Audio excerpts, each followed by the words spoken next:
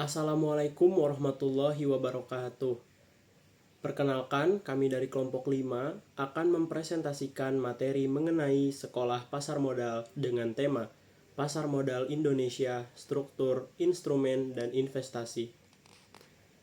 Pada kesempatan ini, kami akan membahas gambaran umum mengenai pasar modal, mulai dari latar belakang, konsep dasar investasi, time value of money, dan inflasi, struktur ekosistem pasar modal, hingga instrumen-instrumen investasi yang ada di pasar modal Indonesia. Materi ini penting untuk dipahami karena pasar modal memiliki peran besar dalam perekonomian, khususnya sebagai sarana untuk mempertemukan pihak yang membutuhkan dana dengan pihak yang memiliki dana. Sebelum masuk ke pembahasan, berikut adalah anggota kelompok kami. Anggota kelompok 5 terdiri dari saya sendiri, Adnan Mimbar Firmansyah, Marito Manulang, Muhammad Azmi Azkia, Muhammad Septa, Reza Aditya Hailitik, dan Rifki Gilang Ramadan. Kami akan menyampaikan materi ini secara bertahap sesuai dengan pembagian pembahasan yang telah disusun. Pada bagian pertama, kami akan membahas pendahuluan, khususnya mengenai latar belakang pentingnya pasar modal. Pasar modal memiliki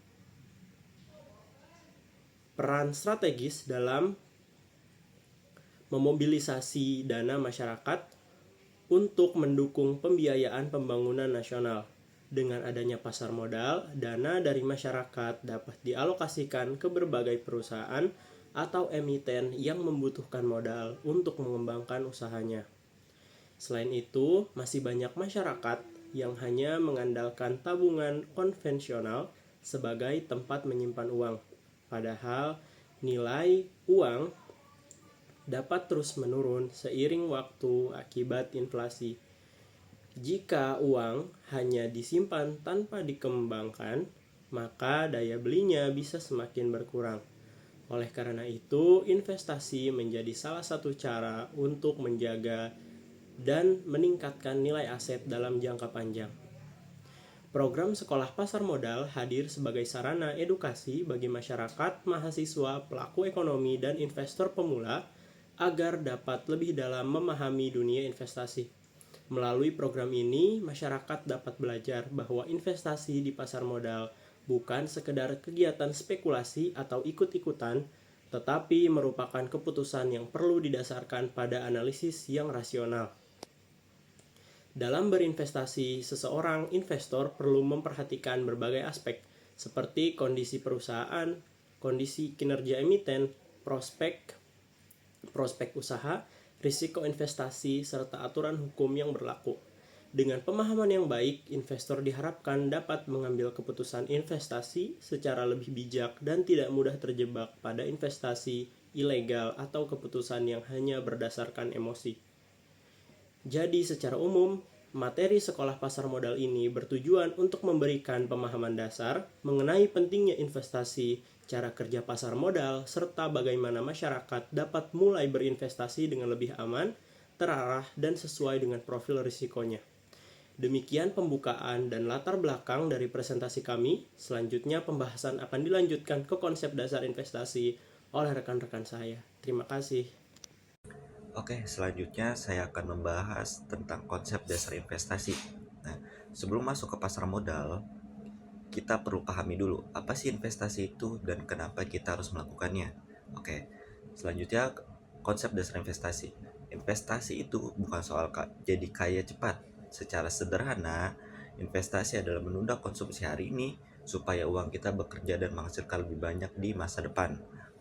Bedanya dengan menabung adalah kalau menabung uang kamu aman, tapi nilainya tetap stagnan. Kalau investasi, uang kamu punya potensi bertumbuh. Tujuannya bisa macam-macam.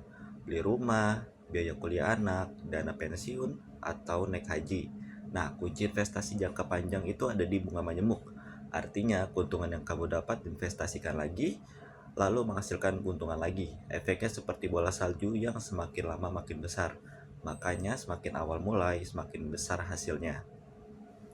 Selanjutnya saya akan membahas tentang time value of money dan dampak inflasi. Ada konsep penting dalam keuangan.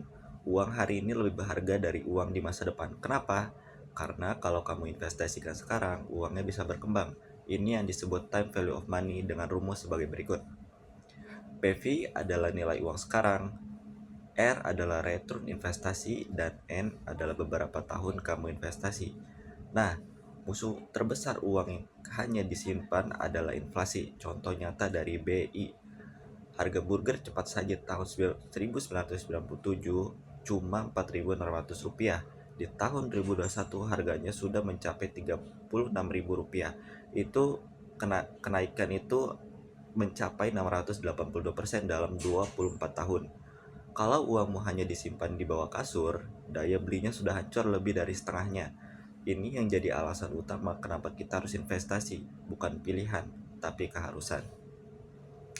Selanjutnya, struktur ekosistem pasar modal. Oke, sekarang kita lihat siapa saja yang mengelola dan mengawasi pasar modal di Indonesia. Pasar modal Indonesia punya struktur yang rapi dan bertingkat.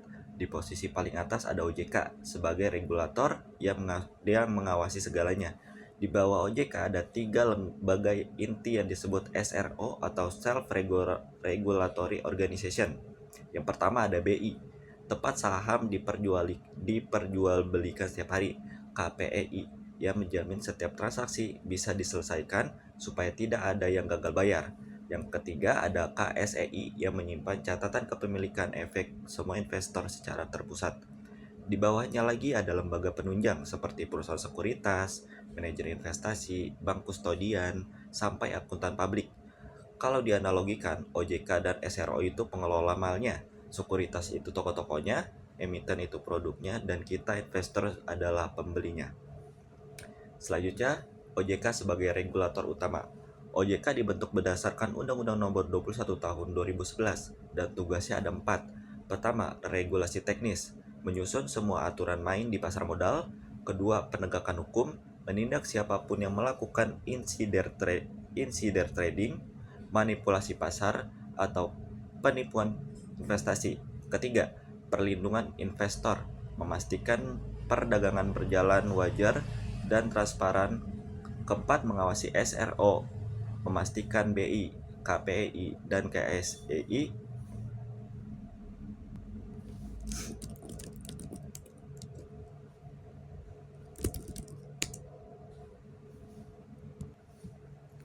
Oke, selanjutnya saya akan membahas. Saya Rifki Gilang Ramadan akan melanjutkan pada bab 4, yaitu instrumen dan mekanisme perdagangan efek. Instrumen efek ekuitas atau saham. Apa itu saham?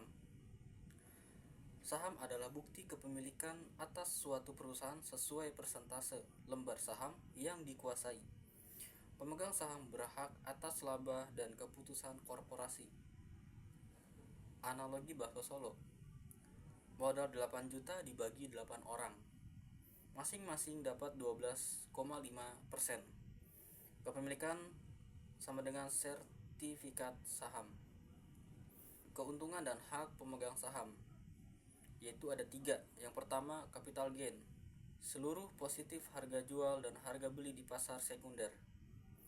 Dividen, porsi laba bersih perusahaan yang dibagikan berdasarkan keputusan RUPS. Lalu yang terakhir ada hak RUPS. Pemegang saham berhak hadir dan memberikan suara dalam RUPS. Selanjutnya, instrumen efek atau obligasi dan sukuk. Obligasi adalah surat utang jangka panjang.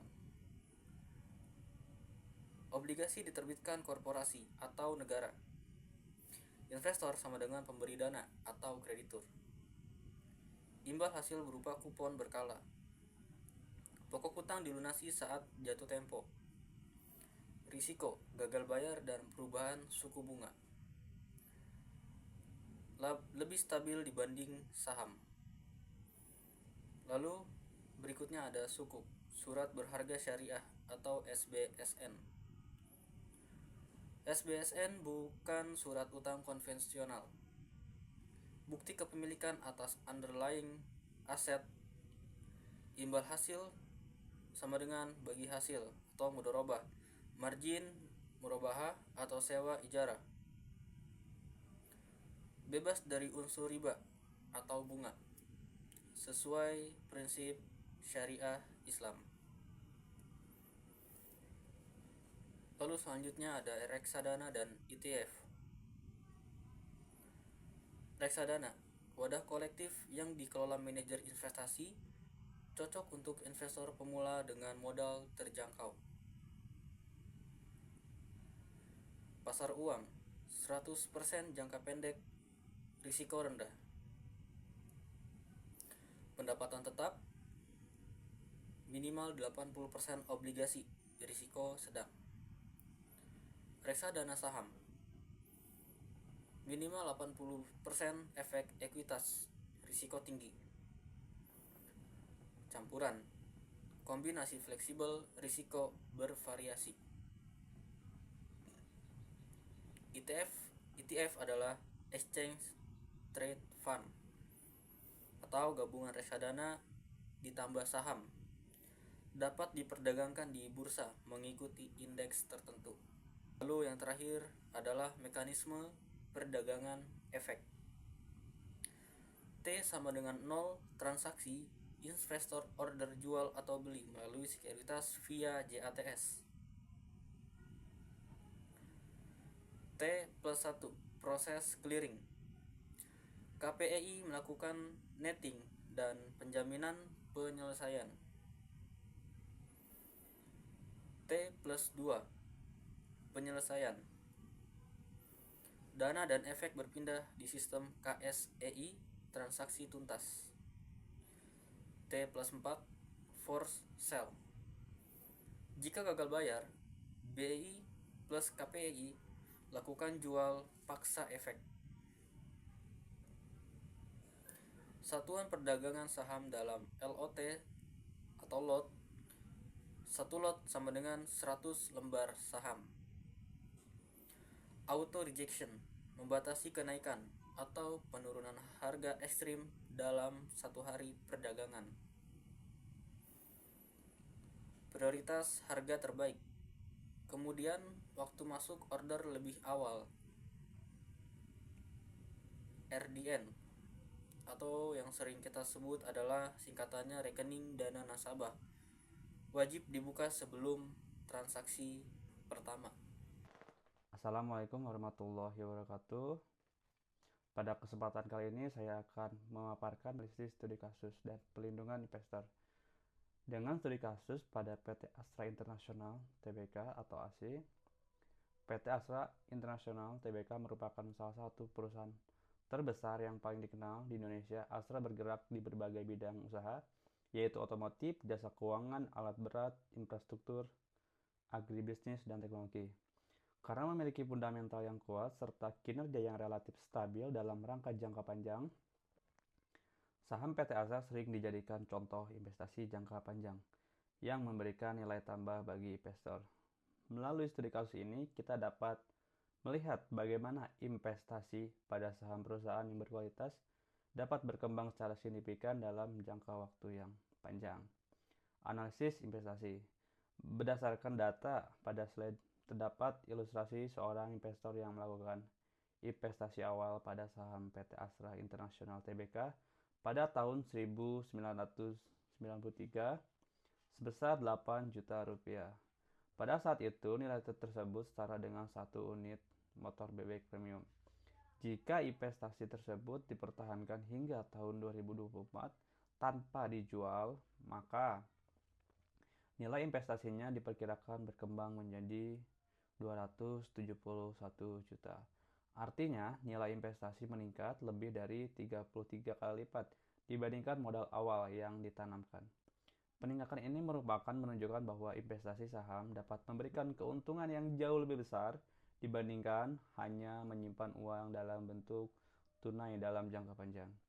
Selain memperoleh keuntungan dan kenaikan harga saham atau capital gain, investor juga berpotensi menerima dividen yang diberikan perusahaan setiap tahunnya. Dengan demikian, keuntungan yang diperoleh investor tidak hanya berasal dari kenaikan harga saham, tetapi juga dari pembagian laba perusahaan. Faktor yang mempengaruhi pertumbuhan investasi.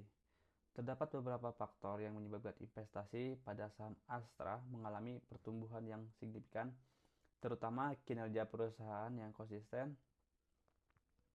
Astra mampu mempertahankan posisinya sebagai salah satu perusahaan terbesar di Indonesia dengan berbagai lini bisnis yang kuat.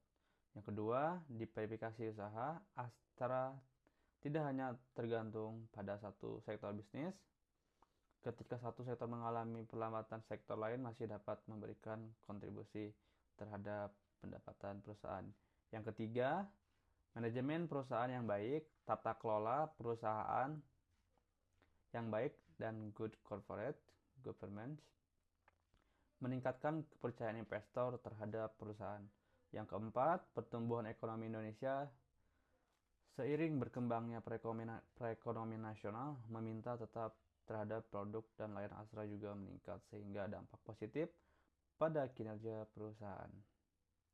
Pelindungan investor. Selain melihat potensi keuntungan investasi, penting juga untuk memahami aspek pelindungan investor di Indonesia. Pelindungan investor dilakukan melalui berbagai regulasi dan lembaga pengawasan bertujuan menciptakan pasar modal yang transparan, adil, dan terpercaya. Salah satu lembaga yang berperan penting adalah OJK. OJK bertugas mengawasi kegiatan sektor jasa keuangan termasuk pasar modal agar berjalan sesuai dengan ketentuan yang berlaku. Selain itu, terdapat Bursa Efek Indonesia atau BEI yang mengatur dan mengawasi perdagangan saham sehingga transaksi dapat berlangsung secara tertib dan transparan.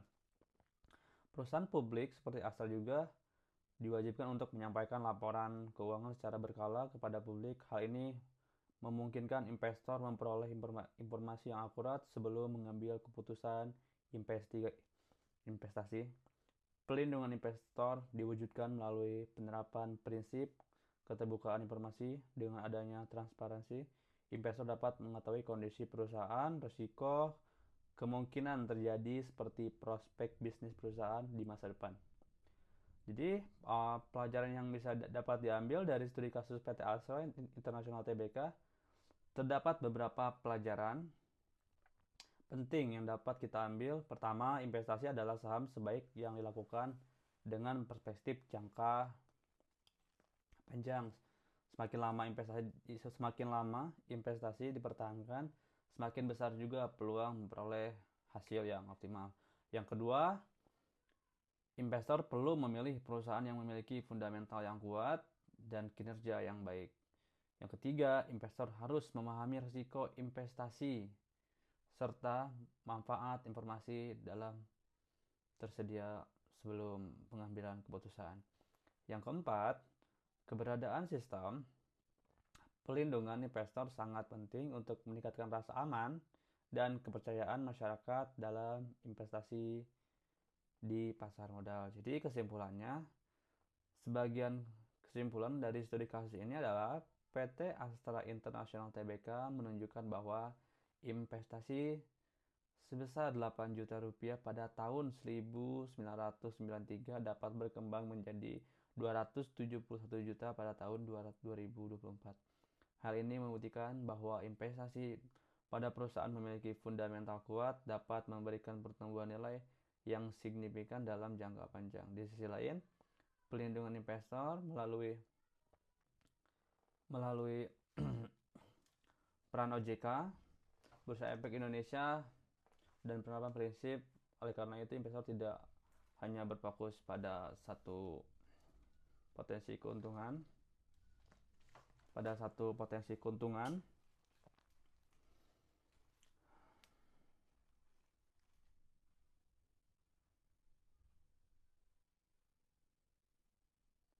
Oleh karena itu, investor tidak hanya perlu fokus pada potensi keuntungan, tetapi juga memahami aspek pelindungan hukum informasi yang tersedia agar dapat mengambil keputusan investasi secara bijak. Sekian pemaparan dari saya. Terima kasih atas perhatiannya. Oke, akan dilanjutkan oleh rekan saya untuk materi berikutnya. Selanjutnya, kita akan membahas mengenai studi kasus PT Bank Sentral Asia Tbk. Bank Sentral Asia merupakan salah satu contoh perusahaan yang menunjukkan bagaimana investasi jangka panjang dapat memberikan pertumbuhan nilai yang signifikan. Pada saat melakukan IPO atau penawaran saham perdana pada tahun 2000, kapitalisasi pasar BBCA berada di sekitar 4,8 triliun. Namun seiring berjalannya waktu, perusahaan terus berkembang baik dari sisi kinerja bisnis, jumlah nasabah, inovasi layanan digital, maupun kepercayaan investor. Sehingga tahun 2024, kapitalisasi pasar BBCA meningkat menjadi sekitar 1,251 triliun. Artinya dalam kurang waktu sekitar 24 tahun, nilai perusahaan mengalami peningkatan yang sangat besar. Dari kasus ini, kita dapat memahami bahwa investasi saham bukan hanya melihat kenaikan harga dalam jangka pendek, tetapi juga melihat bagaimana perusahaan mampu menciptakan pertumbuhan nilai dalam jangka panjang.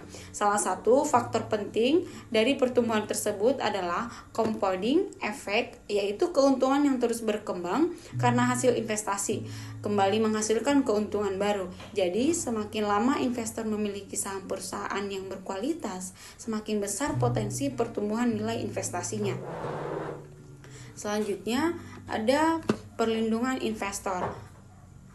Nah, dalam investasi pasar modal, investor tidak hanya membutuhkan peluang keuntungan, tetapi juga membutuhkan rasa aman. Karena itu, Indonesia memiliki lembaga perlindungan investor, yaitu Indonesia Securities Investor Protection Fund atau Indonesia SIPF. Lembaga ini berfungsi memberikan perlindungan apabila terjadi risiko tertentu seperti fraud, penyalahgunaan dana investor oleh perusahaan efek, atau permasalahan pada pihak perantara perdagangan efek. Dana perlindungan ini berasal dari iuran anggota bursa dan digunakan sebagai bentuk perlindungan bagi investor. Batas perlindungan yang diberikan yaitu maksimal 200 juta untuk setiap investor pada satu perusahaan efek, serta maksimal 100 miliar untuk kejadian sistemik pada satu lembaga perantara bursa. Namun perlu dipahami, perlindungan ini bukan berarti investor pasti tidak mengalami kerugian. Misalnya jika harga satu turun karena kondisi pasar, kinerja perusahaan menurun, atau faktor ekonomi lainnya, maka risiko tersebut menjadi tanggung jawab investor. Jadi fungsi Indonesia SPF adalah melindungi investor dari risiko akibat kegagalan atau tindakan tidak wajar dan dari pihak perantara, bukan menjamin keuntungan investasi.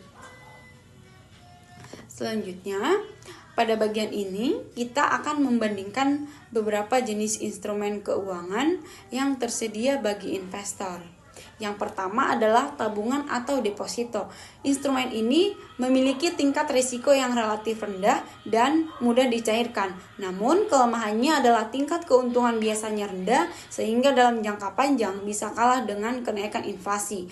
Yang kedua adalah obligasi atau sukuk. Instrumen ini memberikan pendapatan secara berkala melalui kupon atau imbal hasil. Risikonya berada di tingkat menengah seperti risiko gagal bayar dan perubahan tingkat suku bunga. Selanjutnya adalah saham. Saham memberikan potensi keuangan yang lebih tinggi karena investor memiliki bagian kepemilikan perusahaan. Namun, risikonya juga lebih besar karena harga saham dapat mengalami perubahan akibat kondisi perusahaan maupun kondisi pasar. Kemudian ada reksadana dan ETF. Instrumen ini cocok bagi investor yang ingin berinvestasi tetapi belum memiliki kemampuan menganalisis pasar secara mendalam karena dana investor akan dikelola oleh pihak profesional. Jadi intinya adalah semakin tinggi potensi return atau keuntungan, maka semakin tinggi pula risiko yang harus diterima. Karena itu, investor harus lebih memilih instrumen berdasarkan tujuan keuangan dan profil risiko masing-masing, bukan hanya mengikuti tren saja. Nah, selanjutnya langkah-langkah menjadi investor pemula. Yang pertama adalah menentukan tujuan keuangan. Investor harus tahu lebih dahulu tujuan investasinya, apakah untuk pendidikan, membeli rumah, dana pensiun, atau tujuan lainnya. Karena tujuan tersebut akan menentukan jangka waktu dan jenis investasi yang sesuai. Langkah kedua adalah memilih sekuritas yang legal dan terdaftar di OJK. Hal ini penting untuk menghindari investasi ilegal yang dapat merugikan investor. Langkah ketiga adalah membuka rekening efek dan rekening dana nasabah atau RDN. RDN merupakan rekening khusus yang digunakan untuk menyimpan dana sebelum melakukan transaksi investasi. Langkah keempat adalah terus belajar mengenai produk investasi dan kondisi pasar. Investor dapat menggunakan berbagai fasilitas edukasi seperti IDX Mobile, akses KSEE, maupun simulasi perdagangan. Nah, langkah kelima adalah melakukan diversifikasi portofolio. Artinya, jangan menempatkan seluruh dana hanya pada satu instrumen atau satu perusahaan saja. Karena dengan diversifikasi, risiko dapat lebih dikendalikan. Dan langkah terakhir adalah membangun disiplin serta melakukan evaluasi secara berkala.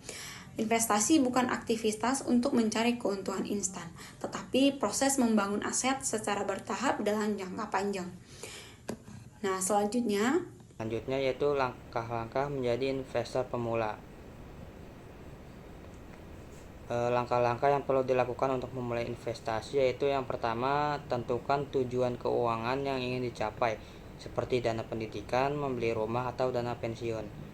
Yang kedua, pilih perusahaan sekuritas yang legal dan terdaftar di OJK agar investasi dilakukan melalui lembaga yang terpercaya. Yang ketiga, buka rekening efek dan rekening dana nasabah atau RDN sebagai sarana untuk bertransaksi di pasar modal. Yang keempat, pelajari produk investasi dan mekanisme pasar sebelum memulai berinvestasi. Pengetahuan yang cukup akan membantu mengurangi kesalahan dalam pengambilan keputusan. Yang kelima yaitu lakukan diversifikasi dengan membagi dana ke beberapa instrumen atau saham agar risiko tidak terpusat pada satu investasi saja. Dan yang terakhir, bangun disiplin investasi serta lakukan evaluasi secara berkala agar tujuan keuangan dapat tercapai dengan lebih efektif. Selanjutnya yaitu waspada investasi ilegal. Ini membahas pentingnya kewaspadaan terhadap investasi ilegal yang masih banyak ditemukan di masyarakat. Beberapa ciri investasi ilegal antara lain menjadikan keuntungan yang tinggi dan pasti dalam waktu singkat, tidak memiliki izin resmi dari OJK, serta tidak menjelaskan secara transparan bagaimana dana investor dikelola. Selain itu, investasi ilegal sering menggunakan skema money game atau mengharuskan anggota merekrut peserta baru untuk mendapatkan keuntungan. Sebagai calon investor, kita harus selalu melakukan pengecekan legalitas perusahaan dan produk investasi melalui situs resmi OJK sebelum menginvestasikan dana. Dengan meningkatkan literasi keuangan, kita dapat terhindar dari berbagai bentuk penipuan investasi yang merugikan. Kesimpulannya yaitu investasi merupakan salah satu cara yang efektif untuk menjaga dan meningkatkan nilai kekayaan dalam jangka panjang serta melindungi daya beli dari dampak inflasi. Pasar modal Indonesia telah memiliki sistem pengawasan yang baik melalui OJK serta lembaga pendukung seperti BI, KPEI, dan KSEI sehingga memberikan keamanan dan transparansi bagi investor. Terus saat ini juga tersedia berbagai pilihan instrumen investasi seperti saham, obligasi, sukuk, dan reksadana yang dapat dipilih sesuai kebutuhan dan profil risiko masing-masing investor. Contoh keberhasilan investasi pada perusahaan besar seperti ASII dan BBCA menunjukkan bahwa investasi jangka panjang dapat memberikan hasil yang sangat baik melalui efek compounding. Selain itu, adanya perlindungan investor melalui Indonesia SIPF semakin meningkatkan rasa aman dalam berinvestasi di pasar modal Indonesia.